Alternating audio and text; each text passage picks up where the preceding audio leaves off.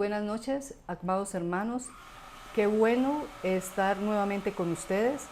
Hacía algún tiempo no platicábamos, hoy otra vez. Volvemos para estar unidos y para guiarlos en el tema número 7 del discipulado número 2, que se denomina Administradores del Reino, oferta y demanda. Bueno, los invito para que ustedes tengan a la mano su palabra, la Biblia, y también un cuaderno de notas para que puedan tomar apuntes de lo que ustedes consideren, lo que el Espíritu de Dios les pueda enseñar y guiar a través de esta enseñanza. Pero primeramente, pues, entreguémosle este tiempo al Señor para que Él sea el que guíe y dirija e instruya en nuestras vidas. Bueno, amado Rey, en este momento te damos gracias por la oportunidad que nuevamente nos brindas de estar, Señor, a través de estos medios, Señor, enseñando tu palabra, enseñando tu verdad, Señor, dando de lo que tú, Señor, nos has dado. Bendito Rey, te pido, Señor, en el nombre de Jesús, que seas tú abriendo el entendimiento, Señor, el conocimiento, dándonos el conocimiento y la revelación necesaria, Señor, para que podamos ser esos buenos administradores de tu reino, bendito Dios. En el nombre de Jesús de Nazaret. Amén, amén y amén. Bueno, como les decía, el tema número 7 es administradores del reino. Y vamos a empezar con una frase. Donde hay vida, hay crecimiento. El crecimiento es inevitable donde hay bendición, pero es evitable crecer en desorden. O sea que la bendición de Dios trae un orden a nuestras vidas. Dios trabaja en equipo y tiene un orden para hacerlo.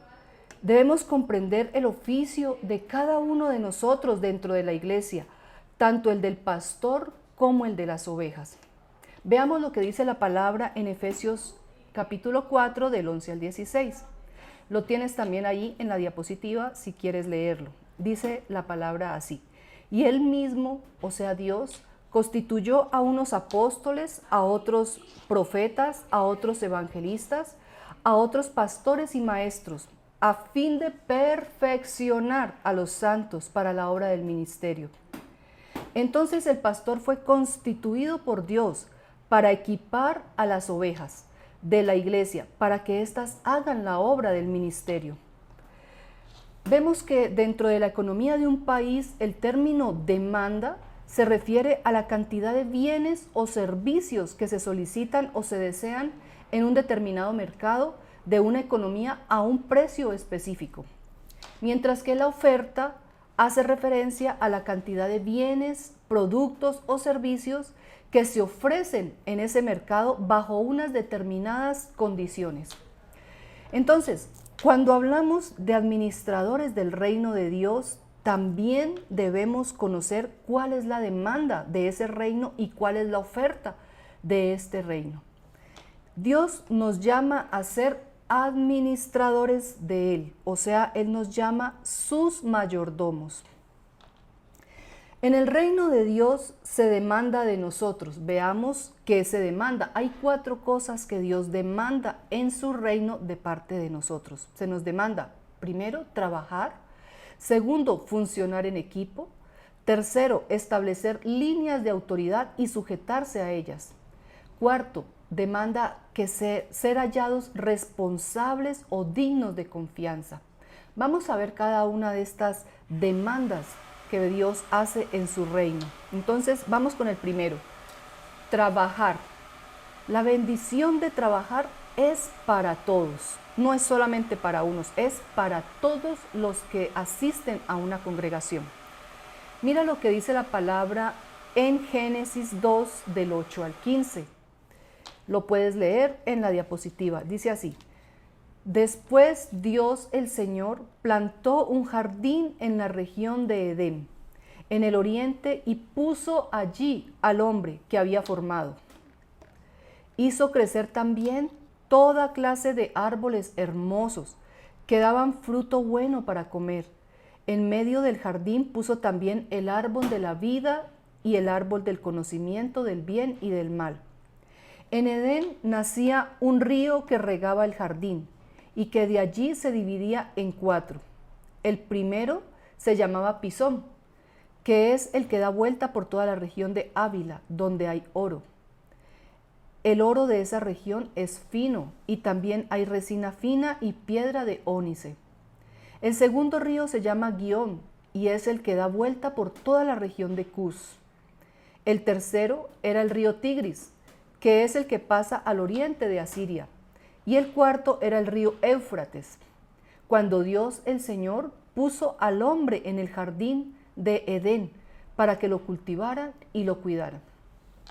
Vemos entonces cómo desde el principio Dios le dio a Adán un huerto para que lo cuidara y lo cultivara. Dios entonces le dio trabajo a ese primer hombre. El trabajo dignifica al hombre, produce carácter en él y satisfacción cuando éste termina lo que ha iniciado, o a ti no te ha pasado eso. Y es el medio usual por el cual Dios provee para nuestro sustento. Actualmente el Señor le ha dado a su pueblo una viña en la cual debe servir. Al ser salvos, Dios nos devuelve la bendición de trabajar nuevamente para Él, recogiendo la cosecha, de la misma forma que Adán cultivaba el huerto del Edén. Esa cosecha que Dios ha puesto delante de nosotros son las almas. Debemos esforzarnos en la obra de Dios, pues la gran comisión implica trabajo. Las jornadas de trabajo de Jesucristo cuando estuvo en la tierra eran de 12 horas diarias y de 6 días a la semana. Debemos tomar el ejemplo del Señor y dedicar algunas horas del día para servir a Dios. Busquemos ser obreros en la viña del Señor. Miremos lo que dice la palabra en Mateo capítulo 20 del 1 al 8. Dice así: Sucede con el reino de los cielos como con el dueño de una finca que salió muy de mañana a contratar trabajadores para su viñedo. Se arregló con ellos para pagarles el salario de un día y los mandó a trabajar a su viñedo. Volvió a salir como a las 9 de la mañana y vio otros que estaban en la plaza desocupados.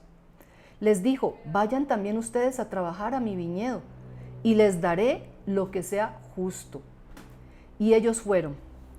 El dueño salió de nuevo a eso del mediodía y otra vez a las 3 de la tarde e hizo lo mismo. Alrededor de las 5 de la tarde volvió a la plaza y encontró en ella a otros que estaban desocupados. Les preguntó: ¿por qué están ustedes aquí todo el día sin trabajar? Le contestaron: porque nadie nos ha contratado. Entonces les dijo: vayan ustedes también a trabajar a mi viñedo. Cuando llegó la noche, el dueño dijo al encargado del trabajo: llama a los trabajadores y págales comenzando por los últimos que entraron y terminando por los que entraron primero. Siempre van a haber personas desocupadas, pero también siempre van a haber personas que están anhelando un trabajo, algo que hacer. Pues qué mejor que entrar a hacer la obra del Señor. No podemos seguir siendo ociosos mientras hay tantas personas que están perdiéndose en el mundo porque no han encontrado el camino verdadero, o quizás porque nadie les ha anunciado el Evangelio. Dios está buscando obreros para que trabajen en su viña. Él mismo nos dice a través de su palabra: ¿por qué están ustedes aquí todo el día sin trabajar? Y es que no solamente debemos trabajar para nuestras vanidades, sino también con mayor razón para alcanzar un puesto en la eternidad y el puesto de los tuyos, porque recuerda, la palabra es fiel y es verdadera cuando te dice: cree en el Señor Jesucristo y serás salvo tú y tu casa. Pero además, si en el mundo natural, cuando trabajamos, nos pagan una remuneración, ¿cuánto más nuestro Padre Celestial recompensará a todo aquel que le sirve? Recuerda, Él no se queda con nada y Él le da a cada uno según sus obras. Él dijo en esa palabra, mira lo que dice, que vayan también ustedes a trabajar a mi viñedo y les daré lo que sea justo, porque Él y solo Él es justo. Vemos también cómo el Señor en la palabra, en el capítulo de Juan 9, el versículo 4 nos dice: mientras es de día, tenemos que hacer el trabajo del que me envió, pues viene la noche, cuando nadie puede trabajar. Esto lo dijo Jesucristo cuando estaba en la tierra. Cuando trabajamos, también tenemos derecho a descansar. Mira lo que dice la palabra en Éxodo 20, versículo 9. Dice: trabaja 6 días y haz en ellos todo lo que tengas que hacer. Lo que quiere decir que el séptimo día de la semana tenemos que dedicarlo a reposar, a descansar para el Señor. Pero también la segunda demanda que el Señor hace a su pueblo para administrar en ese reino es funcionar en equipo. Dios trabaja en equipo. Dios realiza su obra en sociedad con el hombre. Él espera que también nosotros trabajemos en equipo entre nosotros, como un cuerpo en el que cada miembro se ayuda. Todos somos importantes para levantar la cosecha y cada uno debe cumplir una función especial y tiene una función especial dentro del equipo. Nuestro cuerpo físico no está compuesto solo de brazos o solo de piernas, no. Tenemos brazos, tenemos piernas, pero también tenemos ojos, también tenemos dedos, tenemos oídos, tenemos boca, y todos esos miembros u órganos que hacen parte de nuestro cuerpo cumplen una función especial dentro de él. No hay un miembro o un órgano que sea más importante que el otro, pues todos son vitales. Igual pasa en el cuerpo de Cristo. Cada uno de nosotros somos una parte de ese cuerpo, llamados para cumplir la función que nos fue encomendada en la eternidad. Miremos lo que dice la palabra en 1 Corintios 12, del 12 al 20. Si la puedes buscar en la palabra, y si no, ahí la tienes en la diapositiva. Leámoslo juntamente, ¿vale? Y dice así: el cuerpo humano, aunque está formado por muchos miembros, es un solo cuerpo. Así también, y de la misma manera, todos nosotros, judíos o no judíos, esclavos o libres, fuimos bautizados para formar un solo cuerpo, por medio de un solo espíritu, y a todos se nos dio a beber de ese mismo espíritu. Ese espíritu es el Espíritu Santo con el cual tú y yo hemos sido sellados. Un cuerpo no se compone de un solo miembro, sino de muchos. Si el pie dijera: como no soy mano, no soy del cuerpo, no por eso dejaría de ser del cuerpo. Y si la oreja dijera: como no soy ojo, no soy del cuerpo, no por eso dejaría de ser del cuerpo. Si todo el cuerpo fuera ojo, entonces no podríamos oír. Y si todo el cuerpo fuera oído, pues no podríamos oler. Pero Dios ha puesto cada miembro del cuerpo en el sitio que mejor le pareció. Si todo fuera un solo miembro, no habría cuerpo. Lo cierto es que, aunque somos muchos miembros, el cuerpo solo es uno. ¿Es verdad? ¿Ya sabes qué parte del cuerpo de Cristo eres? ¿Y cuál es la función dentro de ese cuerpo? Te invito a que le pidas al Espíritu Santo que te enseñe y que te revele qué parte del cuerpo de Jesucristo eres tú. No debemos entonces envidiar a aquellos a quienes Dios bendice y honra, sino que debemos gozarnos con aquellos a quienes Dios bendice en la obra. Mira lo que está escrito en 1 Corintios 12, del 23 al 26. Dice: y los miembros del cuerpo que menos estimamos son los que vestimos con más cuidado. Y los miembros que consideramos menos presentables son los que tratamos con más modestia, lo cual no es necesario hacer con los miembros más presentables.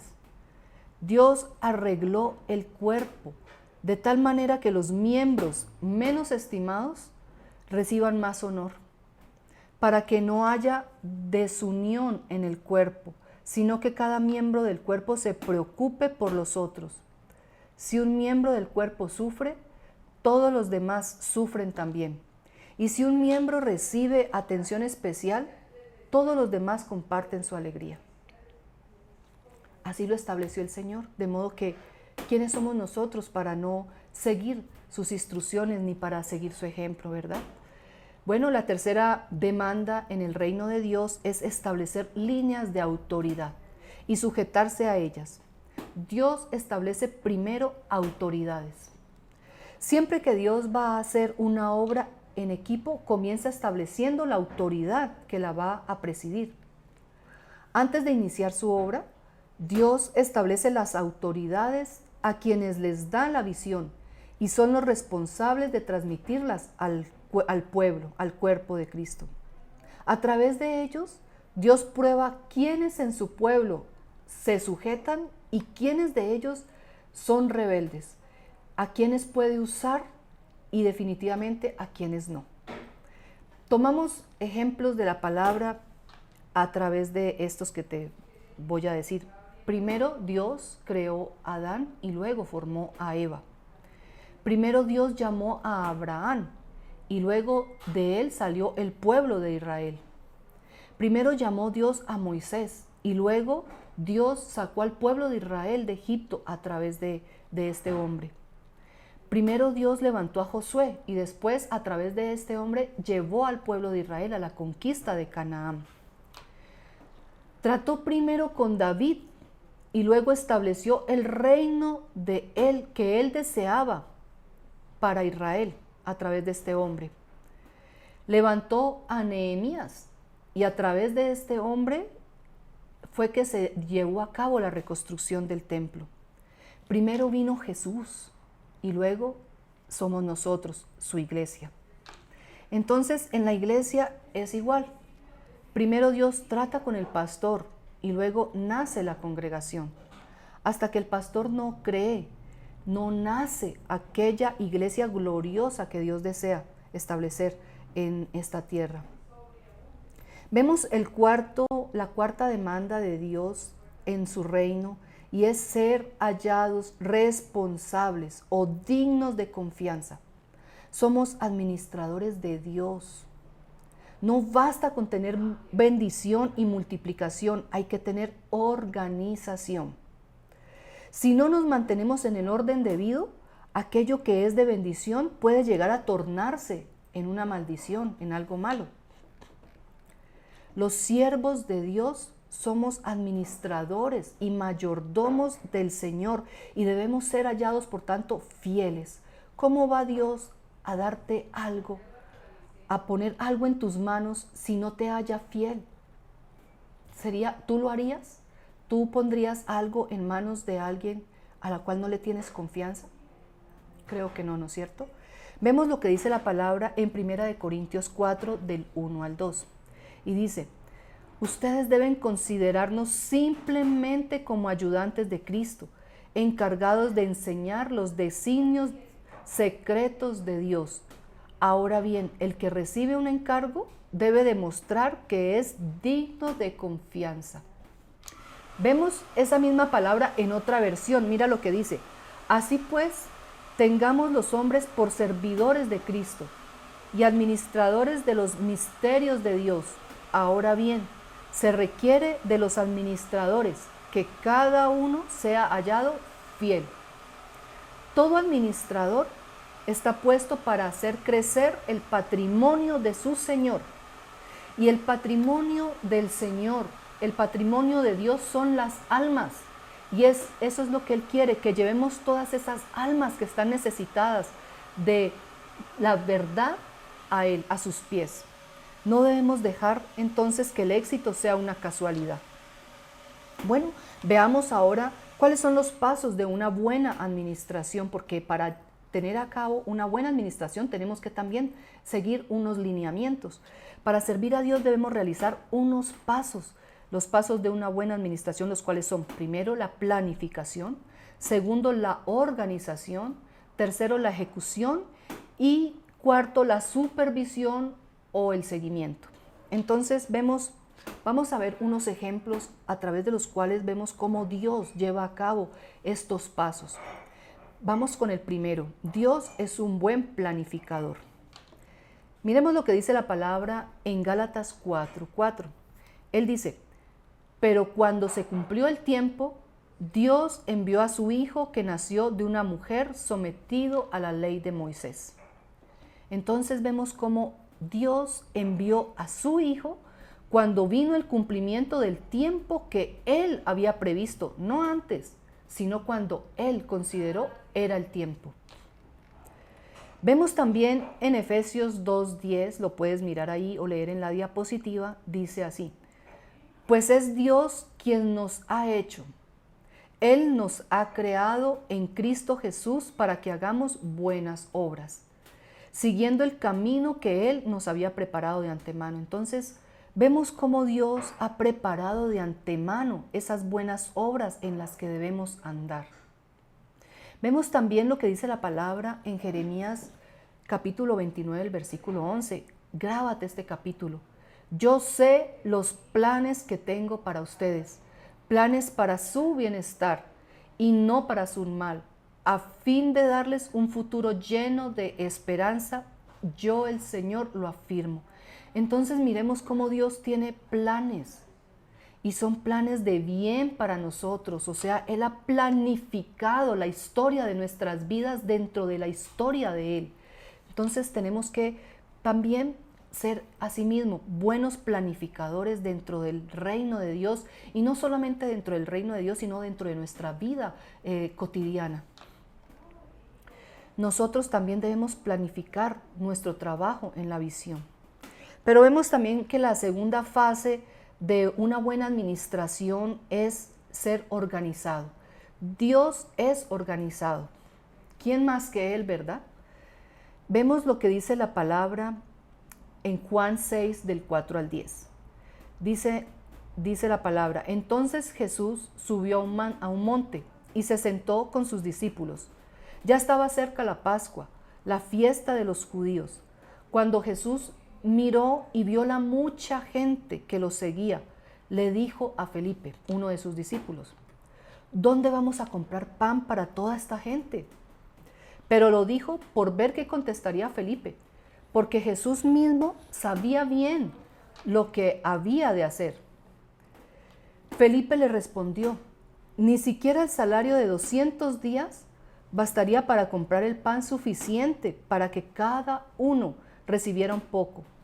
Entonces Andrés, que era otro de sus discípulos y hermano de Simón Pedro, le dijo: aquí hay un niño que tiene 5 panes de cebada y 2 pescados, pero ¿qué es esto ante tanta gente? Jesús respondió: díganles a todos que se sienten. Hay mucha hierba en aquel lugar había mucha hierba en aquel lugar y se sentaron. Eran unos 5,000 hombres. Imagínense la cantidad de gente que había. ¿Usted cree que para darle a toda esa cantidad de gente un bocado, un alimento, yo me imagino, han visto en las noticias muchas veces cuántos se apeñuzcan, se vuelven, como mejor dicho, se desbocan por ir a conseguir un bocado? Mas sin embargo Dios a estos hombres los mandó a sentar. Jesús mandó a organizarlos. A estos 5,000 hombres que habían, los organizó en grupos y los alimentó con esos 5 panes y esos 2 peces, y aún contaron piezas que sobraron. Vemos entonces cómo el Señor Jesús buscó que ellos estuvieran sentados en un solo lugar para que no hicieran desorden y poder repartir a todos ese alimento. El tercer paso de una buena administración es ejecutar, o sea, desarrollar ese plan. Entonces Dios nos manda a ejecutar, y Dios es un buen ejecutador de sus planes. Vemos lo que dice la palabra en Primera de Crónicas del capítulo 28, del 20 al 21. Dice: entonces dijo David a Salomón: ten valor y firmeza, y pon manos a la obra. No te desanimes ni tengas miedo, porque el Señor, mi Dios, estará contigo. Él no te dejará ni te abandonará hasta que se acabe toda la obra para el servicio del templo. Aquí están los turnos de los sacerdotes y levitas dispuestos para el servicio en el templo. Para todos los trabajos tendrás también la ayuda de toda clase de voluntarios expertos en todo tipo de servicio.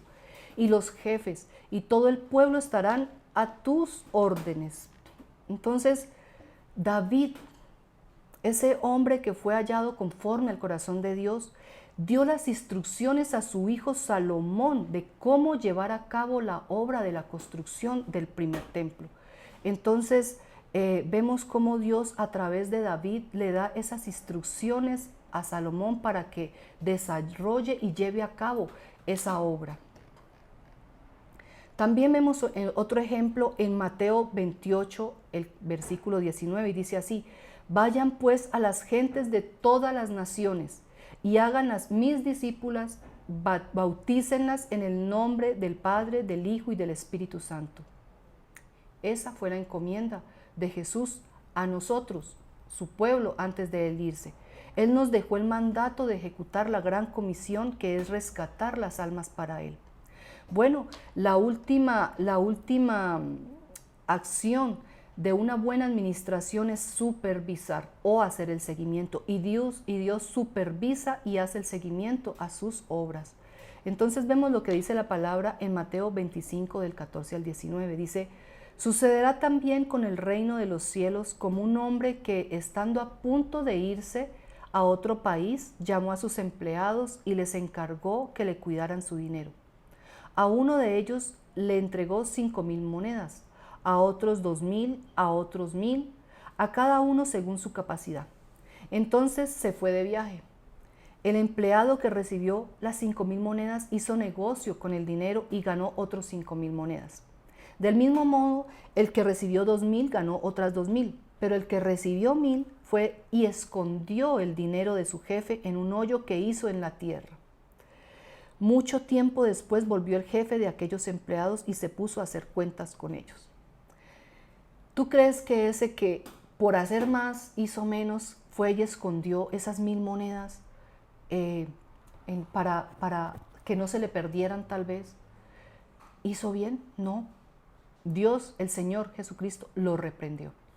El Señor arregló cuentas con cada uno de estos siervos a los cuales le dio esas monedas, e igual hará contigo y conmigo, porque Él nos ha dado talentos y nos ha dado dones. Y esos talentos y esos dones están puestos es para el servicio de los demás, no para nosotros solamente.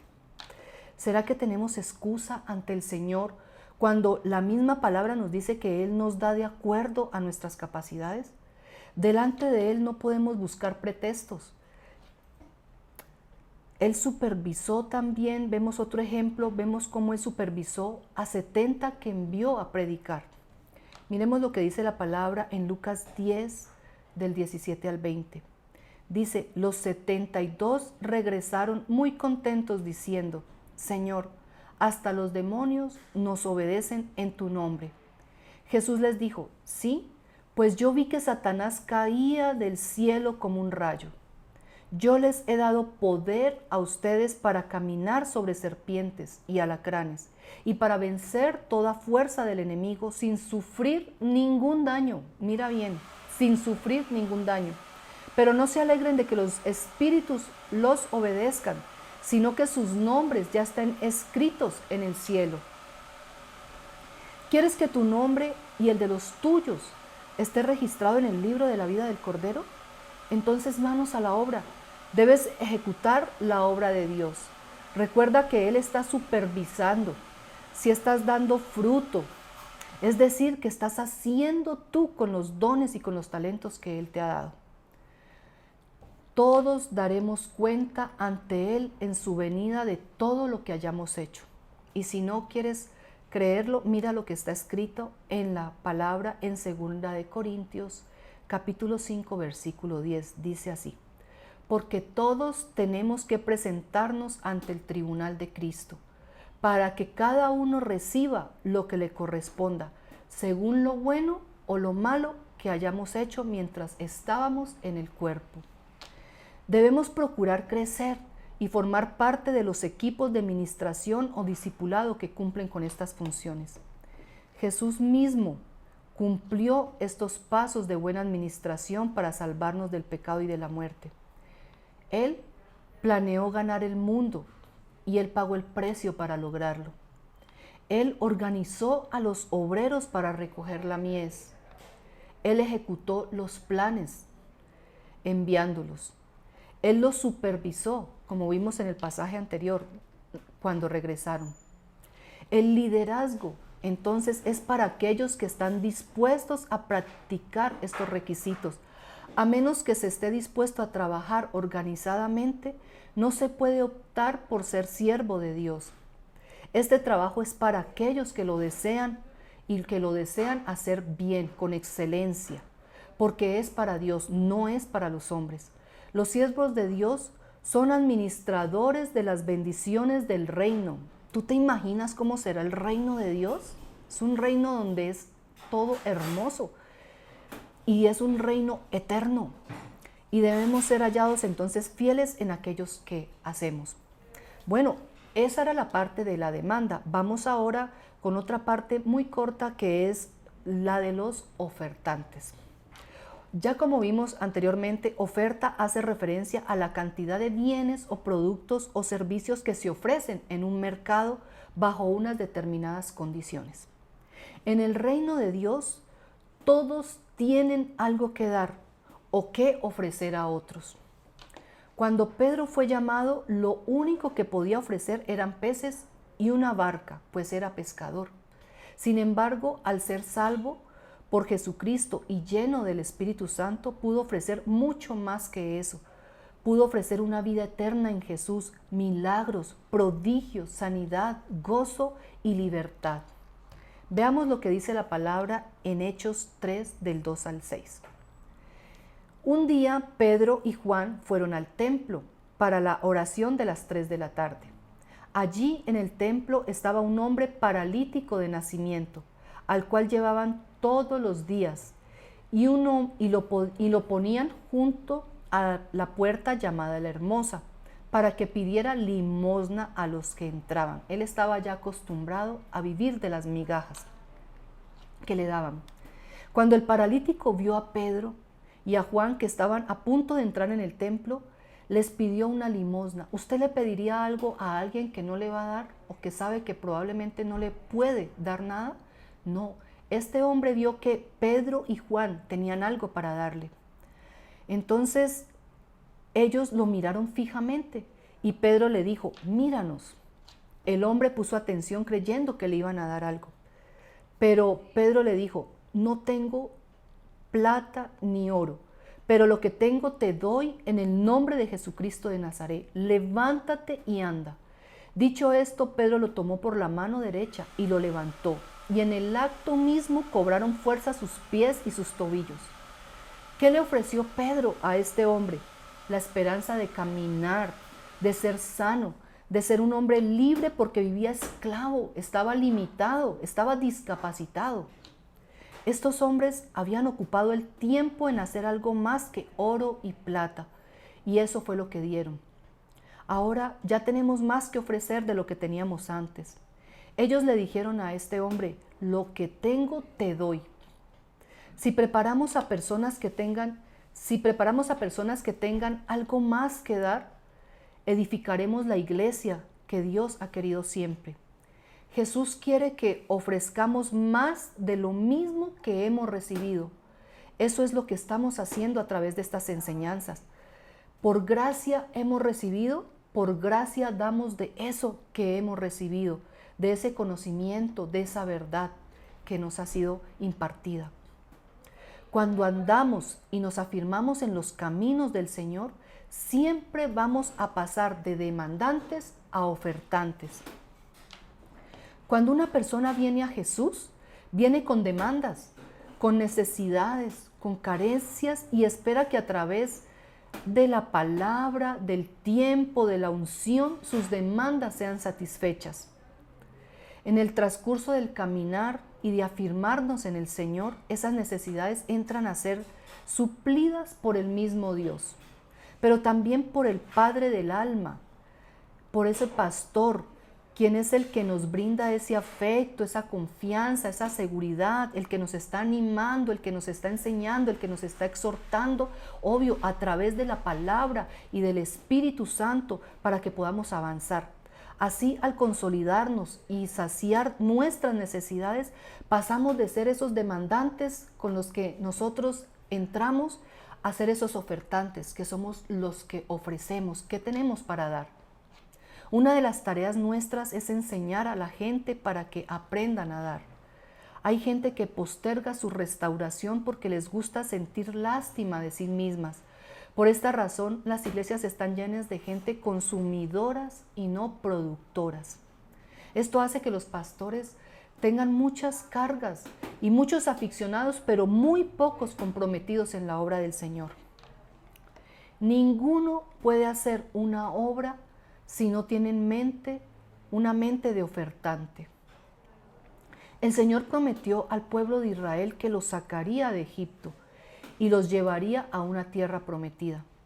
Veamos cuál fue la instrucción que Dios le dio a Moisés frente a lo que debía decirle a Faraón. Lo vemos en Éxodo 3, versículo 18. Dice así: Yahweh, el Dios de los hebreos, nos ha encontrado. Eso le estaba diciendo Moisés al Faraón. Yahweh, el Dios de los hebreos, nos ha encontrado.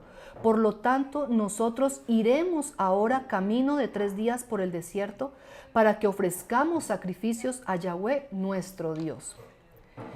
Dios dejó claro para qué quería hacer libres a estos israelitas, para que pudieran ofrecer, en este caso, sacrificios de adoración y alabanza al trono de Dios. Cuando las personas son libres de sus aflicciones y ataduras, debemos guiarlos, a que puedan ofrecer sacrificios a Dios, para que puedan ofrecer amor, para que puedan ofrecer servir en el reino de Dios, en la iglesia, o donde tú te encuentres, porque es que el servir no es solamente dentro de las 4 paredes de la iglesia, de la congregación, porque nosotros somos la iglesia, sino donde quiera que Dios nos lleve y nos ponga. Dios quiere que su pueblo sea libre y celebre fiesta. A los israelitas se les olvidó quiénes eran y creyeron que eran solamente esclavos de Egipto y que dependían de ellos mismos para comer.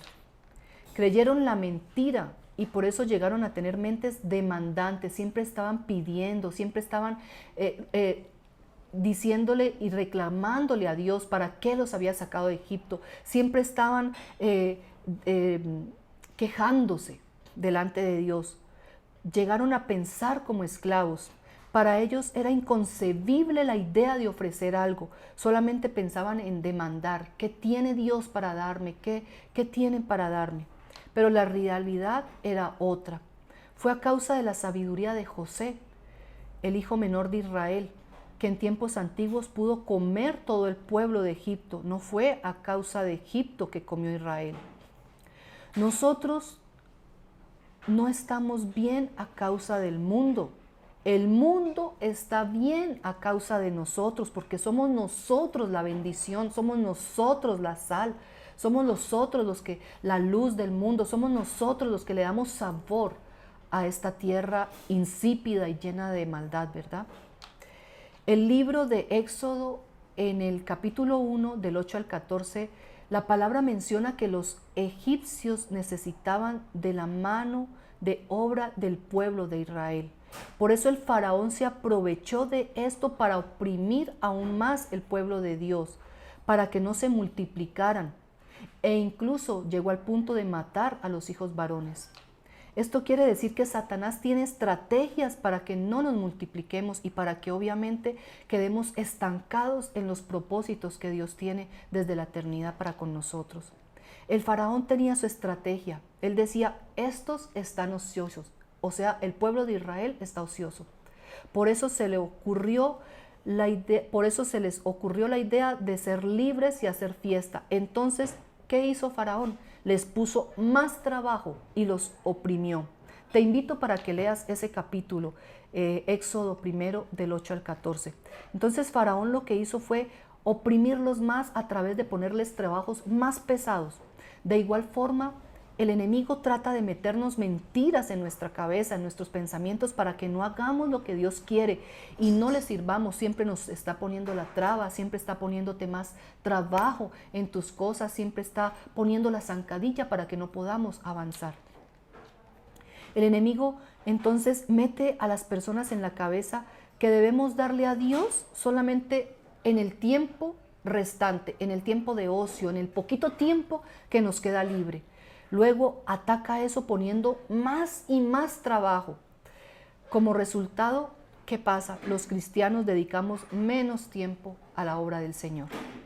Siempre el primer tiempo que se recorta cuando estamos cargados es el de Dios. ¿No te ha pasado? Porque estamos llenos de cosas y entonces estamos con los ajites y los afanes, pero entonces lo que hacemos es dejar el tiempo de oración, dejar el tiempo de la lectura de la palabra para lo último. ¿Por qué las personas no dejan de ver televisión o ir al gimnasio para dedicar de pronto más tiempo a Dios? Pero si Dios encuentra gente que siempre le hace tiempo, le entrega el tiempo, sin importar la carga, te aseguro que el enemigo ya no tiene más posibilidades de cargar tu tiempo, de cargarte a ti más cosas. El Señor también quería liberar al pueblo de Israel de la presión que tenían enseñándoles a ser ofertantes. Dios quería que su pueblo celebrase fiesta en el desierto y que se levantaran como un ejército conquistador que tomara la tierra prometida. Pero a los israelitas les costó creerle a Dios, pues tenían una mente estrecha que no les permitía verse a sí mismos como Dios los veía.